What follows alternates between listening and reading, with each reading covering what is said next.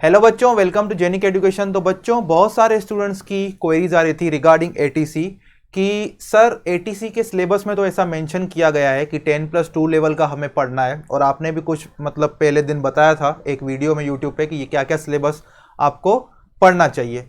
तो बहुत सारे स्टूडेंट को एक्चुअली ये कंफ्यूजन है कि एनसीईआरटी के जो 12th में सारे के सारे चैप्टर्स हैं वो कवर करने हैं या कुछ सिलेक्टेड चीजें ही हमें पढ़नी है। ओके, क्योंकि बहुत सारे बच्चे सोच रहे होंगे इतना टाइम तो है नहीं कि 12th का भी पूरा पढ़ लें, फिर कुछ कुछ इंजीनियरिंग मैथ्स के भी टॉपिक्स पढ़ने। तो इसी चीज को क्लियर करने के लिए आज का ये वीडियो बनाया गया है। पूरा वीडियो देखिएगा लास्ट तक तो आपको सारा आइडिया आ जाएगा। जितना पॉसिबल हो सके मैं आपको बता पाऊंगा, प्रॉपर गाइडेंस दूंगा यहाँ पे कि कैसे आपको 10+2 लेवल का अप्रोच करना चाहिए। ओके बच्चों, देखो 10+2 लेवल का क्योंकि आपको मैथ्स पढ़ना है, आपको फिजिक्स भी पढ़ना है, तो ऐसा हो सकता है कि आपको यहाँ पे सेल्फ स्टडी करोगे तो बहुत दिक्कत आ सकती है, क्योंकि ये मैथ्स और फिजिक्स आपने पढ़ा था 4 से 5 साल पहले। ओके, तो इसी चीज को ध्यान में रखते हुए जेनिक एजुकेशन आपके लिए लाया है, क्या लाया है बच्चों? उड़ान बैच हाइब्रिड कोर्स मॉडल। इस कोर्स में आप रजिस्टर कर सकते हैं, 3500 रुपीज इसकी कॉस्ट है।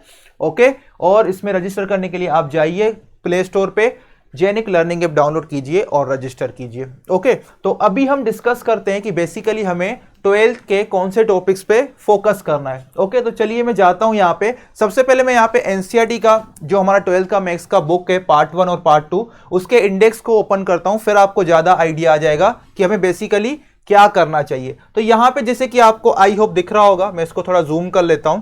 तो ये जो है ये मैथ्स पार्ट 1 है एनसीईआरटी। ओके, तो यहां पे देख रहे हो फर्स्ट चैप्टर क्या है? Relation and function. दूसरा क्या है? Inverse trigonometric functions. तीसरा है मैट्रिसेस। चौथा है डिटर्मिनेंट्स।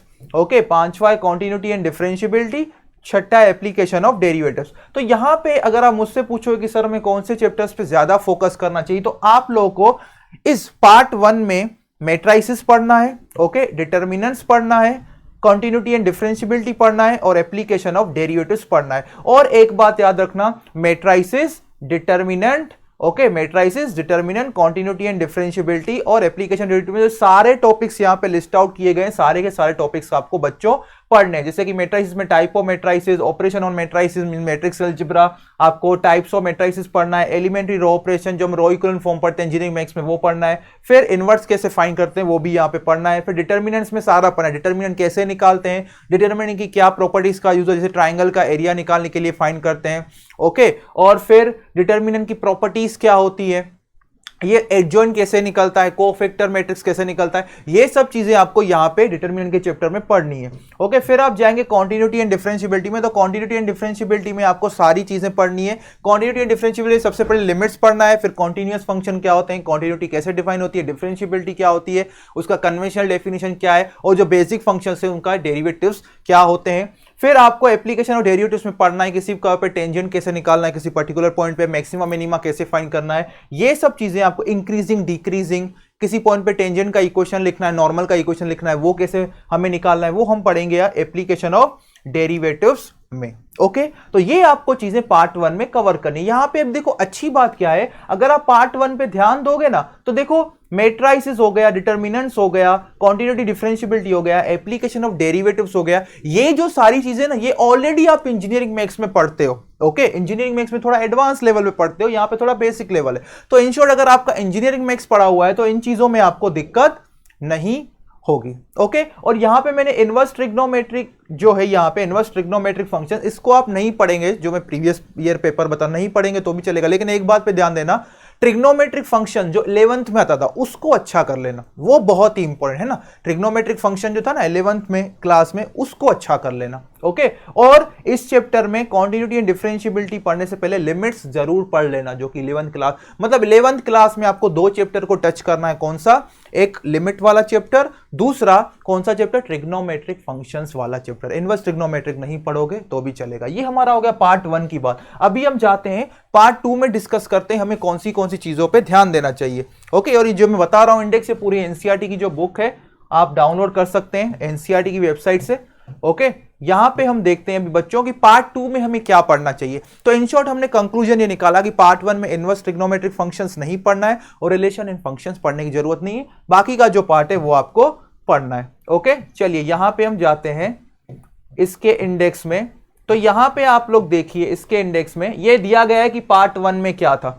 ओके, अभी पार्ट 2 में जाएंगे तो देखिए क्या दिखेगा, integrals, application of integrals, differential equations, vector algebra, 3 dimensional geometry और प्रोबेबिलिटी। अगर मैं ऐसा कहूं तो ये बिल्कुल गलत नहीं होगा कि जो 2021 में पेपर आया है ना आपका एटीसी का, उसमें जो 30 मार्क का मैथ्स आया है वो पूरा का पूरा पार्ट 2 में से ही आया है। ओके, पूरा मैथ्स देखोगे तो पार्ट 2 में से ही आया है। क्या क्या चीजें आई हैं, एक आपका 3D ज्योमेट्री आया है, ओके, 3 डायमेंशनल ज्योमेट्री से क्वेश्चंस पूछे गए और प्रोबेबिलिटी से, परम्यूटेशन एंड कॉम्बिनेशन और वेक्टर अलजेब्रा से, इन्हीं तीनों चैप्टर से मैक्सिमम क्वेश्चन पूछे गए हैं आपकी एग्जाम में। इसका मतलब ये नहीं कि हमें इस बार 10+2 लेवल में यही 3 चैप्टर पढ़ के जाने, नहीं, पूरा हमें मैथ्स पढ़ना है। ओके, तो पार्ट 2 में इंटीग्रल्स इंपॉर्टेंट है, इंटीग्रल्स पूरा पढ़ना है, इंटीग्रल का चैप्टर पूरा पढ़ना है, सारे मेथड्स भी पढ़ने हैं कि मेथड्स ऑफ इंटीग्रेशन, सब्स्टिट्यूशन कैसे करते हैं, इंटीग्रेशन बाय पार्ट्स कैसे करते हैं, डेफिनेट इंटीग्रल्स क्या होते हैं, fundamental theorem of calculus part 1 and part 2 क्या होता है, वो सब चीजें पढ़नी है।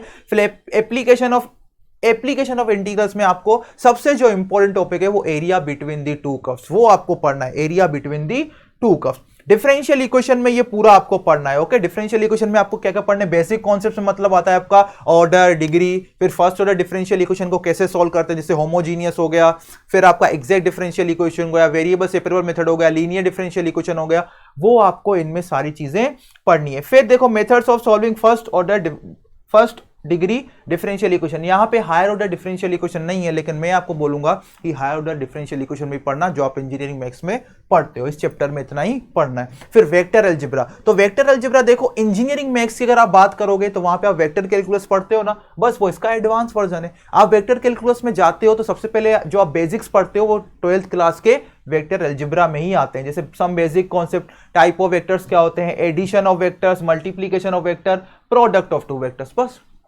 हो गया आसान। ओके, फिर 3 डायमेंशनल ज्योमेट्री में जब आप जाओगे, 3 डायमेंशनल ज्योमेट्री में एक भी टॉपिक स्किप मत करना, सारे के सारे टॉपिक्स पढ़ लेना बेटा, क्योंकि देखो वेक्टर अलजेब्रा तो आप वेक्टर कैलकुलस में पढ़ते हो, लेकिन 3 डायमेंशनल ज्योमेट्री आप इंजीनियरिंग मैथ्स में नहीं पढ़ते हो।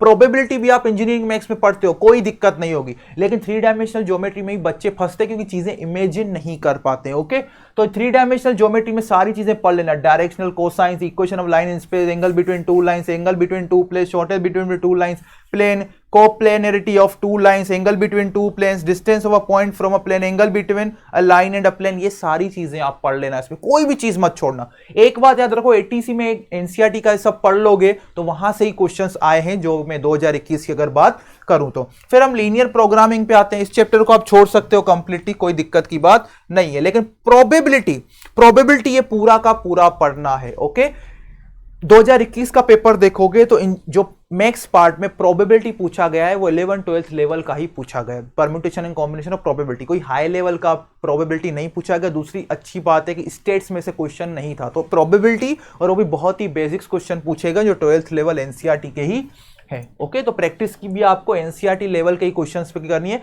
जेईई मेंस एडवांस लेवल की प्रैक्टिस करने की बिल्कुल जरूरत नहीं है। ओके बच्चों, तो ये मैंने आपको बताया कि 12th में आपको कौन कौन से चैप्टर्स पे फोकस करना है। पार्ट 1 में 2 चैप्टर छोड़ देने, रिलेशन एंड फंक्शन, और दूसरा कौन सा था, इनवर्स ट्रिग्नोमेट्रिक फंक्शन।